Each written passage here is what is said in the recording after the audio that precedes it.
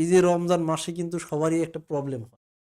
সবাই ধরেন খাওয়া-দাওয়া না করার কারণে সব মানুষের দেখবেন মুখ শুকিয়ে আছে। দেখে মনে হয় খুব কষ্টে আছে। তো এইটা বেশিরভাগ প্রবলেম হয় দুপুরের পরে। এই মাসের রুটিনটা কি? আপনি কিভাবে এই মাস এক টাইপের।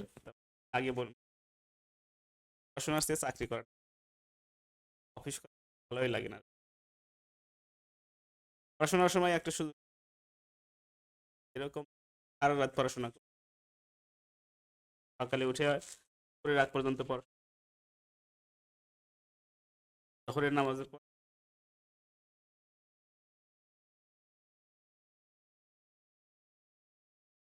এরকম অবস্থা।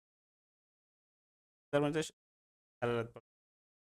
তার মানে রমজান মাসে মিজান ভাই মোটামুটি যেটা বুঝলাম যে উনি রাতে পড়াশোনা করত, ইফতারির পরে নামাজ পড়ে সেহরি পর্যন্ত পড়াশোনা করে হ্যাঁ, সেহরি হ্যাঁ। পড়ে মানে সেহরি খেয়ে নামাজ পড়ে একবারে ঘুমিয়ে যায়।